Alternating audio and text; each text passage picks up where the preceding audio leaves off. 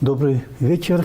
У нас сегодня в гостях Олег Бондаренко, писатель, создатель электронной библиотеки Кыргызстана, сайт, да? Новая литература Новая Кыргызстана. литература Кыргызстана, создатель сайта в Кыргызстане, электронная библиотека. Вот уже 9 дней идет война. Были прогнозы, что за 4 часа, За 2 часа Киев. за 2 возьмут. часа Киев захватят, да? Это значит, 9 дней назад Киев должен был быть захвачен, и там даже, по-моему, прогнозы были, что концерт Газманова будет в Киеве. Но этого не случилось. И многие даже иронизируют, ну, президент Зеленский, который там артист и так далее, он ничего не умеет, ничего не знает. Но смотрите, как геройски ведут они, да, достаточно очень профессионально, в отличие от других президентов, скажем так. Как вы вот оцениваете вот это 9 дней войны? У меня встречный вопрос, Тарас. Да.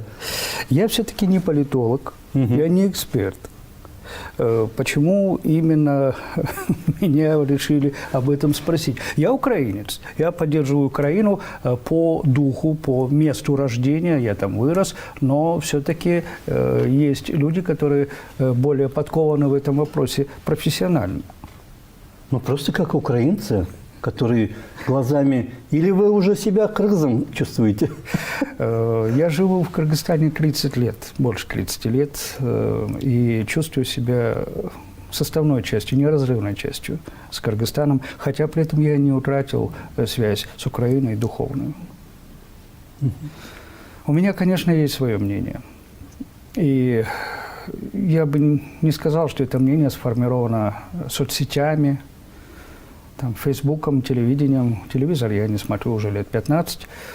У меня очень много друзей в Украине оставалось. Не знаю, сейчас все так перемешалось за последнюю неделю. В Харькове родственники есть у моей жены. С ними тоже немножко контактируем. 1 миллион человек выехало за неделю с Украины. Да. И я не знаю, были ли там мои друзья. Или, может быть, мои друзья сейчас пошли сражаться. Просто мне это неизвестно, потому что сейчас мало что можно понять в этой суете, чехарде этих страшных событий. Вот, конечно, есть у меня свое мнение, но это мое личное мнение, и оно может не совсем совпадать с мнением многих специалистов или тех людей, которые называют себя специалистами. Самое главное, что я вижу, и, возможно, что видят очень много других людей, что тактика блицкрига российского, она абсолютно оказалась несостоятельной, и сопротивление оказалось настолько мощным, что мир просто в изумлении. Я знаю, что мир в целом поддерживает Украину. Это не мои выдумки, а, пожалуйста, резолюция Генеральной Ассамблеи ООН вчерашняя. Да. И поддерживает не сколько даже потому, что одна страна, большая, ядерная, сильная, напала на малую, гораздо ее слабее по определению. Возможно, не только поэтому, а в первую очередь из-за того, какой отпор большая страна увидела от малой страны. И вот это вот необычайное мужество, оно поражает всех, оно вдохновляет всех. И ведь эти картины уже мы проходили. И история, ну, не сколько мы, сколько история. Помните?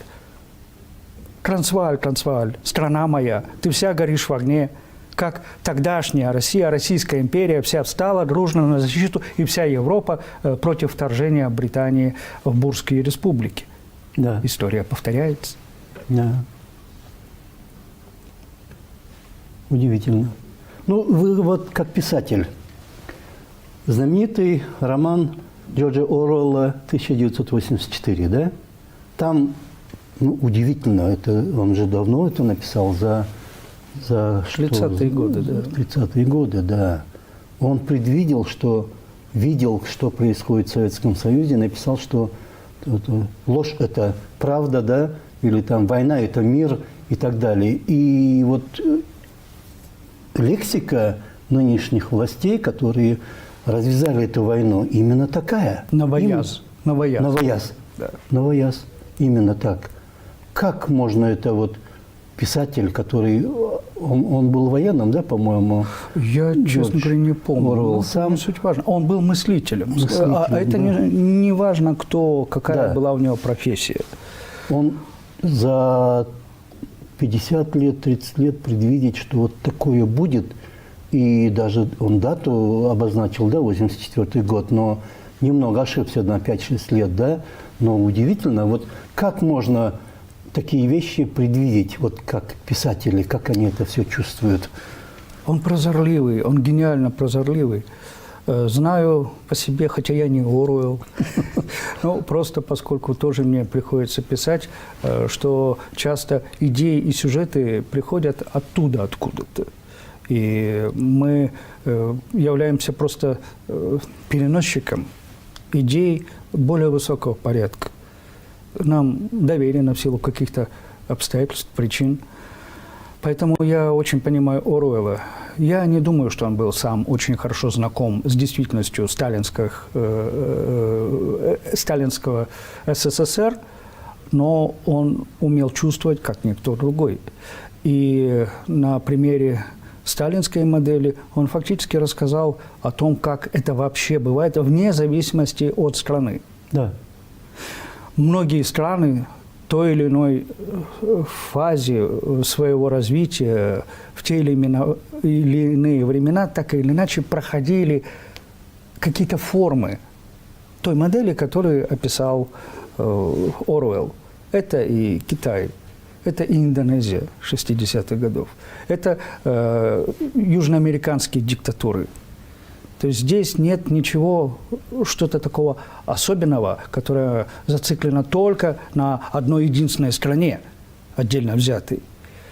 Оруэлл был гениален, но он просто выразил то, что, в общем-то, складывается и без его объяснений. Просто ему повезло рассказать об этом, сформулировать, как-то формализовать. Это точно так же, как Кафка с его романами «Процесс», замечательный совершенно роман, «Замок». Он смоделировал те страшные режимы, те страшные системы, которые, к сожалению, мы видим и сегодня вокруг себя. Да. Ну и кроме 1984 еще «Скотный двор», да, там вообще гениально все это расписано, как все это общество становится зависимым от одного человека. Удивительно. И прямо сейчас на наших глазах это реально происходит. Прямо вот этот новояз, да, и еще и обвиняют, ну, в общем, черное белым называется, белое черным и так далее. Да. Ну, будем объективны, этот новояз принесли не сколько политики. И ни в какой-то момент, ни в 2014 году, ни в 2022 году. Все это рождается в самом обществе. Когда общество упрощается, когда оно начинает зависеть от безумных телевизионных передач, когда нормальные писатели, поэты не могут публиковаться, издательское дело фактически не то чтобы развалилось, оно трансформировалось в непонятно что. Когда в основу основ является только развлечение, когда трещит по швам школа, образование, высшее образование, когда нападают на институт философии в той же Москве. И новые поколения, не их вина, что они начинают мыслить у Бога и говорить у Бога. И этот новояз рождается именно там. Политики лишь подхватывают его, становятся частью этого мира. Политиков мы видим чаще, мы судим по ним.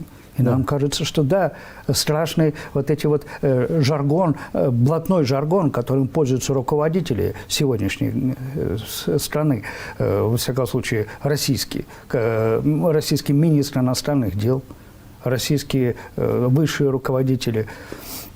Ну, это не они сами придумали. Они просто стали составной частью той системы, которую же и создали. Удивительно, да, вот этот жаргон, дипломатия, это такая должна быть очень высокоинтеллектуальная, да, такие, язык должен быть очень максимально как толерантным, да, таким вот обтекаемым, такой вот, но с глубоким смыслом. А тут мы слышим слова ребят из подворотни, пацанов, да, как они любят выражаться, пацанов. Да. Ну, и это мир проходил в 30-е годы. Да. Не хочу приводить аналогию. Я думаю, что все прекрасно понимают. Да, дипломатия многих стран в Европе тогда была такая накануне войны. Ну вот многие обвиняют Запад, что он это все специально организовывает и так далее. Но смотрите, на Западе во времена Мартина Лютера Кинга в 60-е годы была сегрегация, да? Или там женщины получили избирательные права всего там 100 лет тому назад. То есть можно мирным путем, можно без всяких там катаклизмов это общество как-то вот двигать вперед, и чтобы оно само очищалось, и само власти, даже не сами власти, а общество очищается, и выбирать такие власти, которые действительно соответствуют чаяниям, там, интересам общества. А в другой части мира происходит совершенно наоборот. Или вот даже в Кыргызстане, вот вы уже 30 лет, да, в Кыргызстане, и тоже вот у нас получается не совсем вперед, а такое вот зацикливание на истории. Почему в обществе, разные направления развития общества? Нарын, дорогой Нарын, если вы уж меня пригласили, то я поделюсь своим мнением. Да, да. Не настаиваю на нем. Это лично мое мнение, но, повторяю, может не совпадать с мнением других политологов. Я считаю, что вот это Западу выгодно нас поссорить или вбить клин. Люди, которые всерьез это говорят, они мыслят по себе. С моей точки зрения, это чушь собачья. Почему? Действительно, я знаком с политикой европейских стран. Я читал очень много специализированной литературы 18-19 века. Тогда основа политики была «разделяй и властвуй». Как перебежать друг другу дорогу, как сделать так, чтобы зажать своего партнера или с кем вы ведете дела в политике, в экономике. Сегодня мир, во всяком случае, в Европе, в Америке, он просто другой. Некоторые страны остановились в своем развитии, затормозились. И жители этих стран считают по-прежнему, что сегодня политика как в XIX веке. Вбить клин, перебежать дорогу. На самом деле, тому же Евросоюзу, извините, да ему по барабану вбивать клин между странами СНГ. У него своих дел хватает. И дел гораздо более высокого уровня. Мы для них на обочине.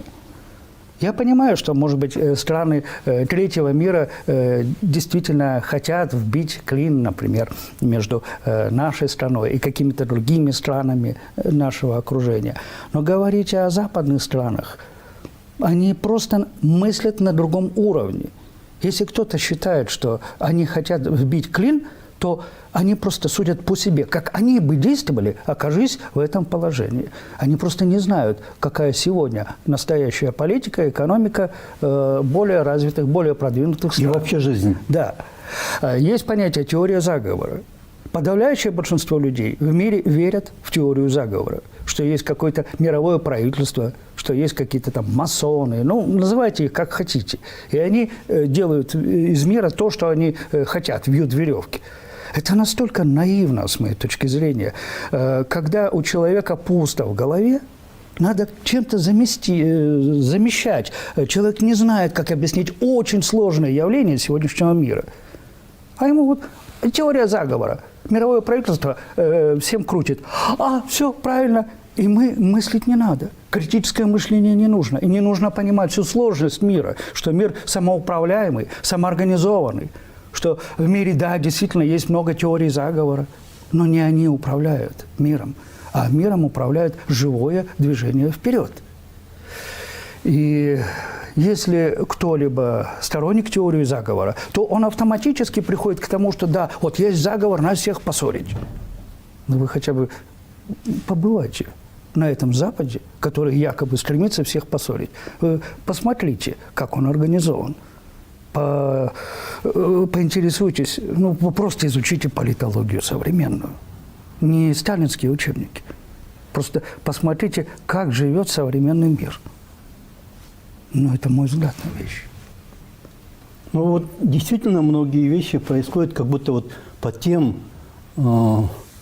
как называется, учебникам, да, вот вы сказали, там, краткий курс истории ВКПБ, да, вот типа этого. В то же время, смотрите, насколько медленно и долго этот процесс, или, скажем так, эта война готовилась. Были заранее приняты законы, чтобы людей, которые будут говорить правду, обвинять и можно было посадить как врагов народа, да? Там иностранные агенты, законы были приняты, другие вот ограничивающие эти. Сейчас уже вот прямо вот на наших глазах буквально за эти 10 дней войны принимаются новые законы, что тех, кто выступает против, надо отправить именно на эту... На передовую. На передовую. И это же не просто в одной стране, это и в других странах. Например, в Кыргызстане по подобию тех законов принимаются у нас эти же законы в Кыргызстане, чтобы и даже такой вот какой-то свой общий фронт создать, единый фронт против происков Запада, да, и так далее. Всех грантоедами называют, да, уже давно это уже вошло в обиход слово грантоеды или там вместо слова демократия, да, понятие демократии уже демократия и так далее. То есть это очень медленно, долго, планомерно, шаг за шагом это все готовилось. Уровень нашего общества, когда я говорю уровень, что я имею в виду? Систему. Экономический уровень развития, политического мышления. Уровень, может быть, структура нашего мышления. Наша общая психология, наша общая коллективная бессознательная. Это все входит в моем представлении в понятие уровень. Уровень нашего общества, он невысок. Он однозначно... И падает даже, может быть. Возможно. Хотя я не берусь это утверждать. Все-таки это нужно исследования проводить, социологические, психологические. Но, во всяком случае, однозначно, что он относительно невысок по сравнению с многими странами Европы. Уровень других стран СНГ, не всех, но, тем не менее, больших и важных, тоже относительно невысок. Поэтому мы являемся заложниками именно разницы в уровне. Мы не можем представить себе, как мыслят и как действуют уровни более высокого порядка. Они, на самом деле, более сложные, более хитрые, но и больше понимают ответственность и разделяют ответственность мира. А что касается конкретно Кыргызстана, я думаю, что мы очень зависимы от наших партнеров. И иногда просто некуда деваться. И нашему руководству я ему сочувствую и болею, переживаю за него.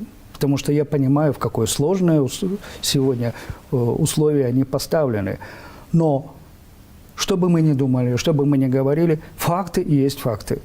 Вчера при голосовании на Генеральной Ассамблее ООН Кыргызстан воздержался. Да. Он не сказал против, он не сказал за.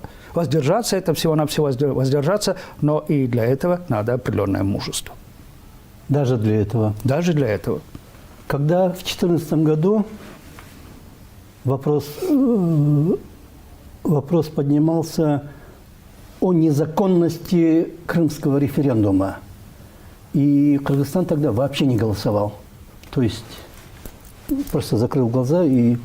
Ну, это вот такая тактика. Либо вообще не голосовать, либо воздержаться. Но это тоже мужество.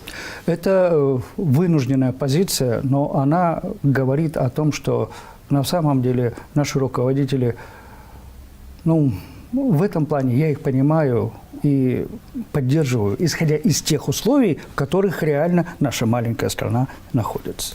Да, да. Ну, у нас осталось где-то 10 минут. Вот вы переписываетесь, наверное, с людьми, которые живут на Украине, да? Да. В Украине. Звоните, наверное, и так далее. Вот какие настроения там обычно? Вот не руководство, это мы там видим, слышим из новостей, а вот обычные жители, рядовые, как они себя чувствуют и относятся?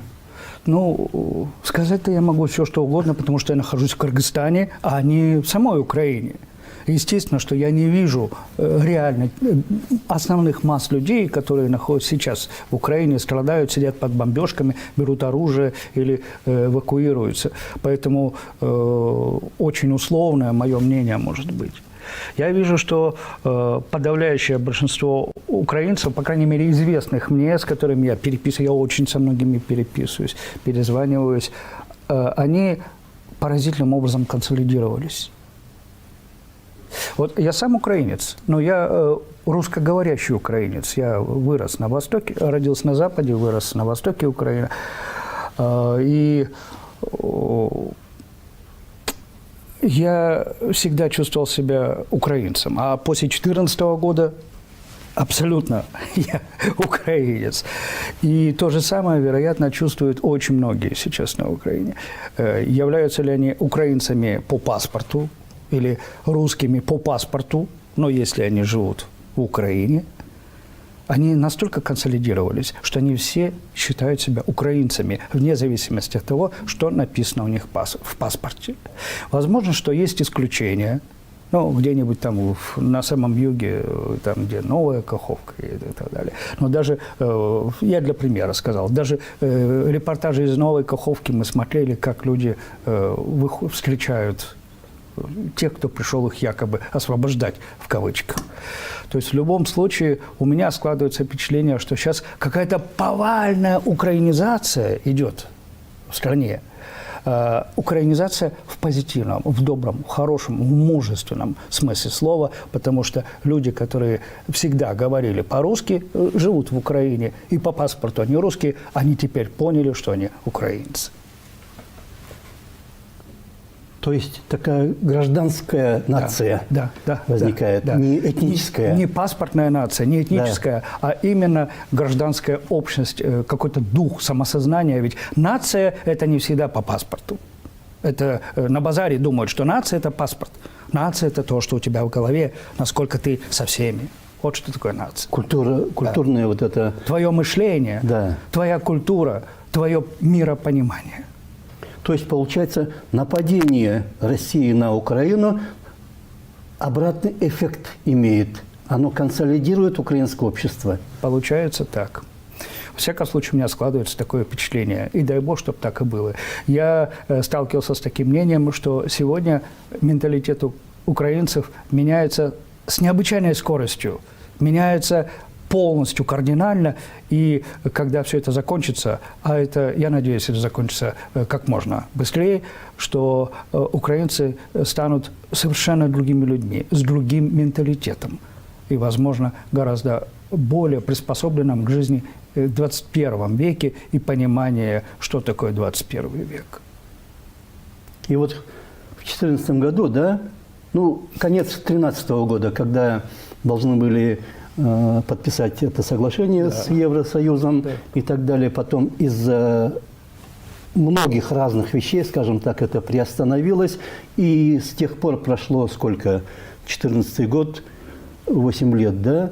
Это заморожено как-то было. Теперь наоборот, это все сплошным мощным потоком. Все хотят быть в Европе. Дай бог, чтобы так было. Да, и получается вот эти заявления, да, под прикрытием которых началась эта война, она совершенно имеет абсолютно противоположный результат.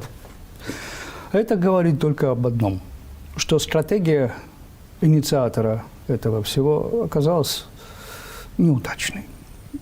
Это не важная стратегия. какая бы ни была тактика, хорошая, удачная на определенном этапе, всегда побеждает не тактика, а стратегия. И если стратегия не получилась, говорит о том, что плохие стратегии. Ну, смотрите, стратегия в 2007 году на вот этой знаменитой конференции в Мюнхене Да.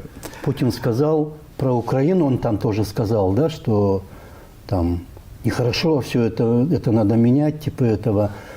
С тех пор сколько лет прошло, и стратегия, она с тех пор она была в корне изначально неправильная или как? Важен результат. Да. Важно не то, как выглядит стратегия на бумаге или в речах политиков. Важно только, что мы получаем в ее результате. Результат вы видите сами. Удивительно. И вот меня меня волнует то, что отношение кыргызского общества к этой войне. 9 из 10 человек скажут, что правильно. Я понимаю это. И понимаю, что такое информационная война. Что наше общество является очень тянуто в эту информационную войну, является ее потребителем, не привязано к ней. Но наше общество еще не сформировалось до конца, оно только в процессе. Мы своего рода как дети, поэтому мы можем меняться. Если мы сегодня такие, это не значит, что мы завтра будем другие. Я думаю, что пройдет какое-то время, и наше кыргызстанское общество немножко по-иному взглянет на сегодняшние события. Но многие вещи все-таки происходят не совсем так, как должны были бы быть. Ничто никогда не происходит так, как нам хочется. Да. Но я думаю, что все будет идти в позитивном русле для всех нормальных людей. Все-таки грубая сила в 21 веке не должна так побеждать. Да ни в каком веке она не должна побеждать. Но в 21-м в первую очередь. Да, удивительно. Поэтому совсем удивительно, что эти стратегии, которые все это начали и называли, и до сих пор называют черное белым, белое черным, мир – это война, война – это мир. Это удивительно, почему они вообще такими вещами, категориями мыслят. Кто-то из действительно великих стратегов сказал, не помню, кто именно, но это не суть важно, смысл выражения, что тот, кто в конце концов решил прибегнуть к силе, к грубой силе, он уже проиграл, он расписался в собственном проигрыше. Угу. Ну, даже ядерной войной же пугают. И удивительно, что это на самом высоком уровне происходит. Без комментариев. Но в целом, что бы вы пожелали, вот 1-2 минуты у нас осталось нашим зрителям, читателям, которые вот здесь, в Кыргызстане. Что же можно пожелать? Сегодня только мира. Мира, понимания между всеми народами. Пусть это началось между этими двумя странами, которые географически далеко от нас, но оно так или иначе нас коснется, чтобы мы все-таки понимали друг друга, чтобы мы ценили ту землю, на которой живем, тот мир, который мы имеем. Мы в целом ведь хорошие люди. Человек по определению хорошее существо. Так мы давайте не будем терять этот имидж, сохраним его. Спасибо вам большое. Я желаю, чтобы эта бойня закончилась как можно быстрее.